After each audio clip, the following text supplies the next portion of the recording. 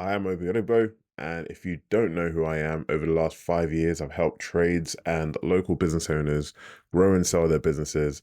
Now, 6 years ago, I did the exact same thing and created a comfortable life for me and my family. And I want to show you, all those of you who are interested in doing the same thing, a realistic pathway of achieving it. So, a friend of mine has an electrical business doing about 600K in turnover, and he wanted to know how to double it over the next 3 to 5 years.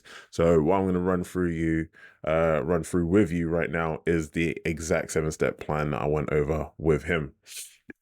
So step number one is to calculate profit goals. And what this tells you basically is how much turnover you need to generate in order to reach your net profit goal. Because at the end of the day, it's all about profit. You know, as the saying goes, turnover is vanity and profit is sanity. There are £100 million companies that have gone out of business because they forgot this, right? And they forgot that cash is king ultimately. And it's always a good idea to keep this front and center. So what you've got on your screen here is a formula for how to actually calculate your own profit target.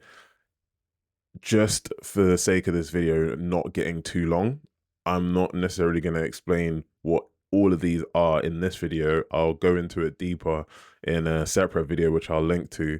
So if you know what this is now, perfect. You can use this formula to start calculating your profit target. So you got your overheads plus your net profit goal divided by your gross profit percentage. If you know what those things are, brilliant, go for it. If not, I'll create another video and link to it. So that's the first step I'll do, is calculate my goals so that I know where I need to get to and what we need to achieve. Because without a goal, we're just doing random stuff. Okay, so step two. The next thing I do is slightly increase prices.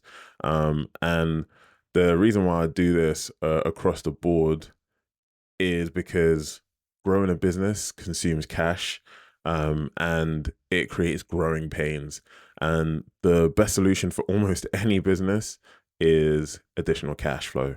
So with additional cash flow, you can solve almost any problem in business. And so to enable that growth, we're going to need to start raising the rates before we decide to grow. Otherwise, we're just going to run into trouble.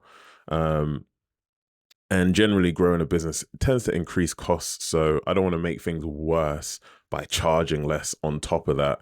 And then, I'll grow myself out of business. So this is a really key step. And how much it increases by, I'd start with about 5%, somewhere between 5 and 10% on the prices. And then, or if, they're really low to begin with compared to, what else is in the local market, then I'd go up way more than that. So I always want to be at the top end. I don't want to be charging less, right, than anybody else. Charging less isn't a strategy that lasts for very long unless you've got deep pockets like Amazon, and you can afford to charge and undercut everybody. But most local small businesses don't. So not a good idea. So next, what I do on the road to doubling the profits of the business is a campaign to existing customers to increase the repeat business.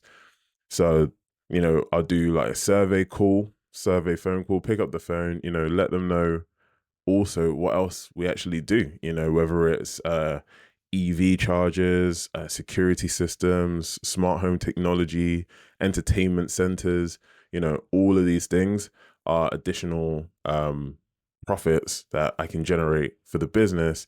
And our existing customers may not even know that we do any of this stuff, right? They might have just called us out for a simple socket, not knowing that we do any of this other stuff. So it's always good to let your existing customers know the whole range of services that you do.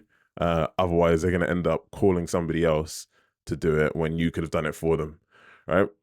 Because lots of surveys and research has been done on business showing that it's actually 7 times easier to generate business from existing customers compared to new customers.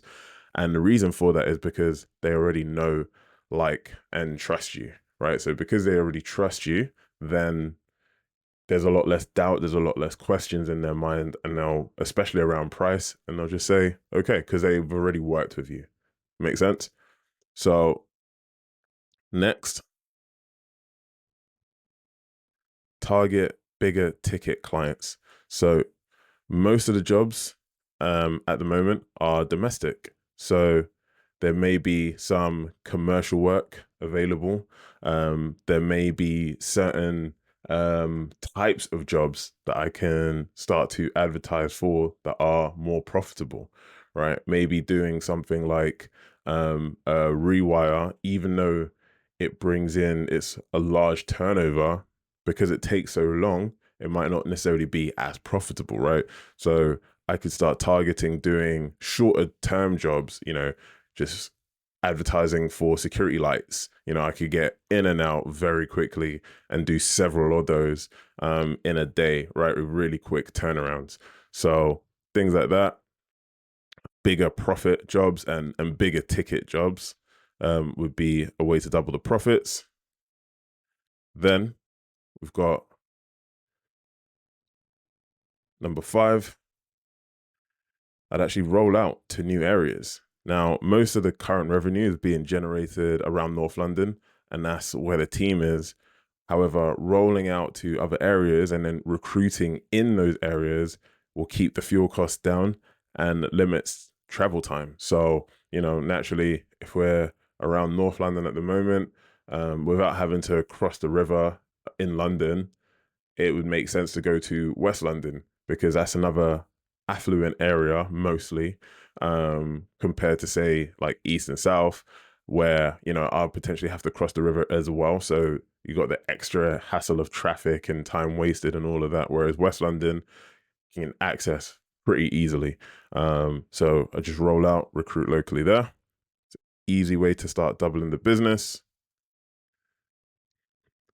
And then 6, regular team training. And the reason why this is to maintain high standards.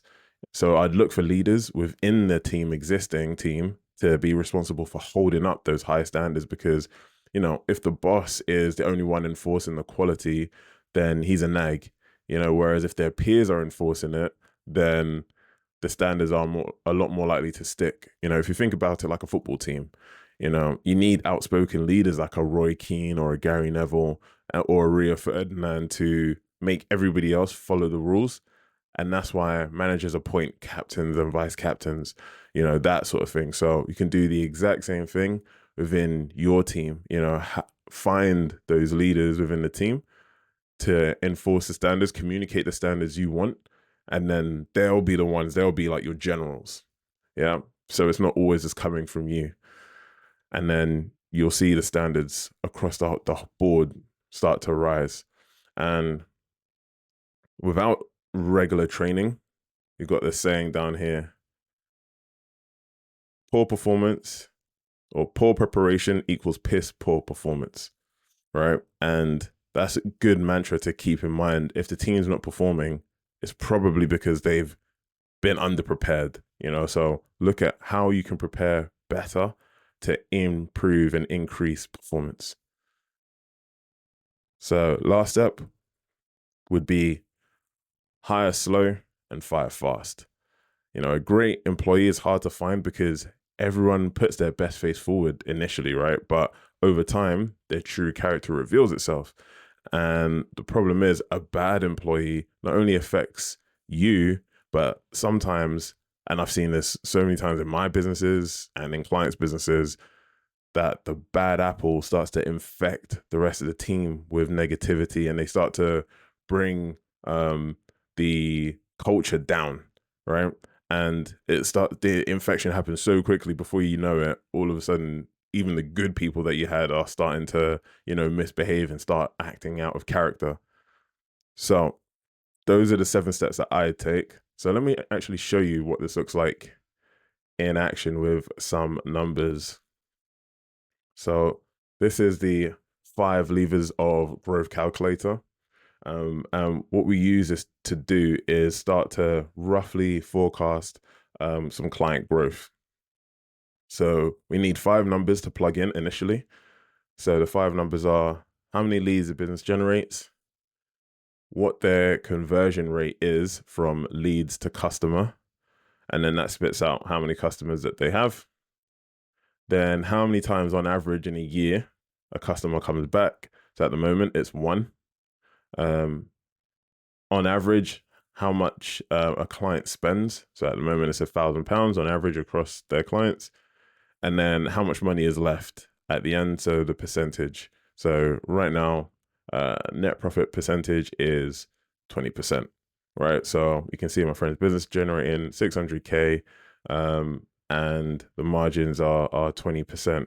Obviously, I've just rounded these numbers slightly just to make the maths a bit simpler, but you know, it's just over 600, it's like 606 or something like that, right? So what this shows you across here is what would happen if in these 5 key areas, so leads, conversion rate, number of transactions, average order value, and margins, if we increased each of those by just 10%, so, you know, a really small number, then what happens to the business, right? So let's take a look.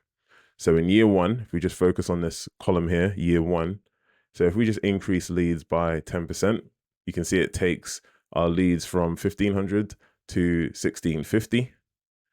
It takes our conversion rate from 40 to 44%. So you can see that's just a 10% increase, which takes our number of clients from 600 to 726, right? So a 21% increase.